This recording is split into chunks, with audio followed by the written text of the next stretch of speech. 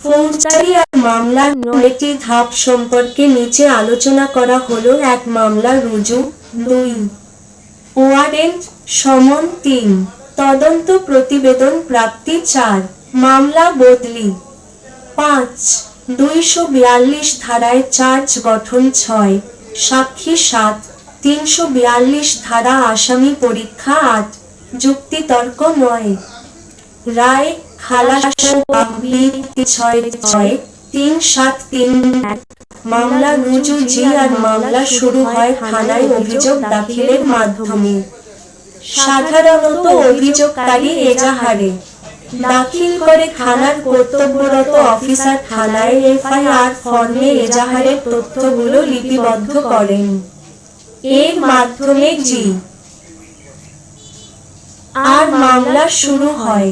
তারা চিহ্ন আমলযোগ্য সকল অপরাধের জন্য থানায় মামলা করা যায়।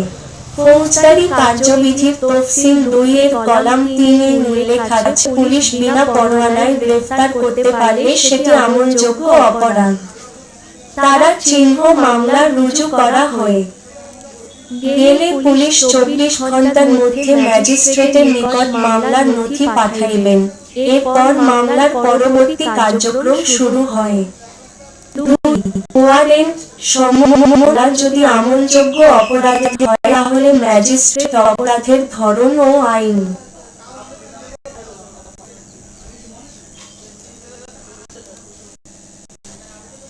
অনুযায়ী ওয়ারেন্ট বা সমন ইস্যু করেন।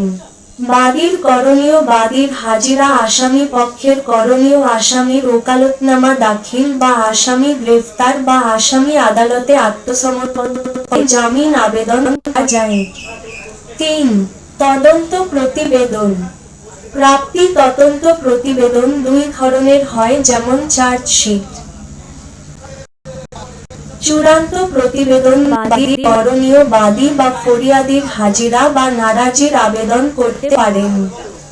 আসামি পক্ষের করণীয় আসামির ওকালতনামা দাখিল, আসামি গ্রেফতার বা আদালতে আত্মসমর্পণ করলে জামিন আবেদন করা যায়। ৪. মামলা বদলি। তারা চিহ্ন আমলি আদালত থেকে বিচারক আদালতে মামলা বদলি। আসামি আদালতের তারা চিহ্ন চার্জশিটে আসা ও আসামিকে মামলা সম্পর্কে অবগত হওয়া পর্যন্ত চলমান থাকে। আদালত এখতিয়ার সম্পূর্ণ আদালতের জন্য প্রেরণ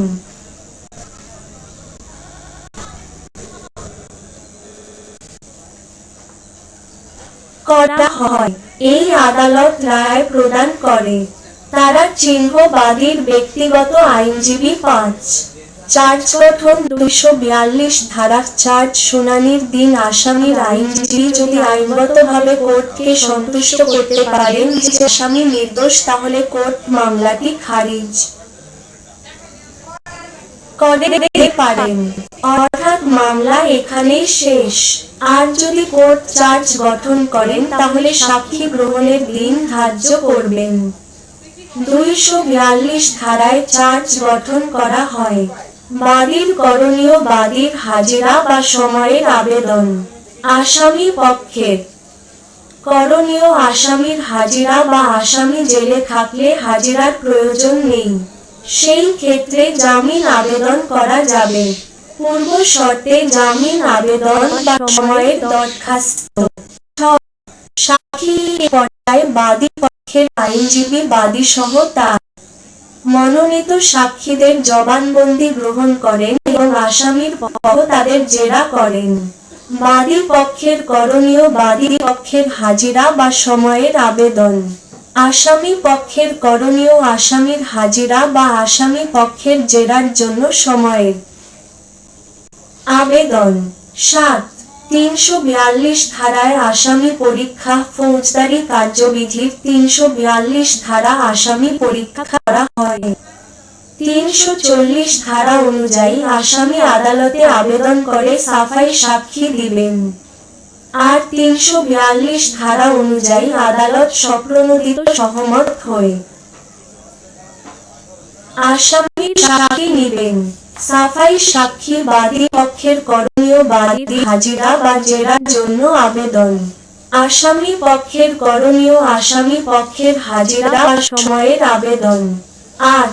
যুক্তিতর্ক সাক্ষীদের সাক্ষ্য গ্রহণ সমাপ্ত হলে আদালত উভয় পক্ষের আইনজীবীদের যুক্তিতর্ক শ্রবণপূর্বক রায় ঘোষণার জন্য তারিখ ঘোষণা করেন। বাদী পক্ষের করণীয় বাদী পক্ষের হাজিরা বা সময়ের আবেদন। আসামি পক্ষের করণীয় আসামির হাজিরা বা আসামি পক্ষের সময়ের আবেদন। ৯. রায় সাক্ষীদের সাক্ষ্য মামলার নথি ও অন্যান্য পারিপার্শ্বিক অবস্থার বিচার বিশ্লেষণ করে আদালতের নিকট সন্দেহাতীতভাবে আসামিদের বিরুদ্ধে আনীত অভিযোগ প্রমাণিত হলে আইন অনুসারে শাস্তি প্রদান করেন, আর যদি অভিযোগ প্রমাণিত না হয় তাহলে খালাস প্রদান করেন। ফৌজদারি কার্যবিধির ৩৬৬ ধারা থেকে ৩৭৩ ধারায় খালাস প্রদান করা হয়।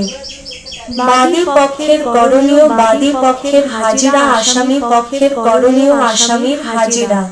আদালতের রায়ের মাধ্যমে ফৌজদারি মামলার কার্যক্রম শেষ হয়। লেখক আইন প্রধান বিচারপতি +৮,৮০,১৮২,৮৯,৬67 01913454004 0130682999991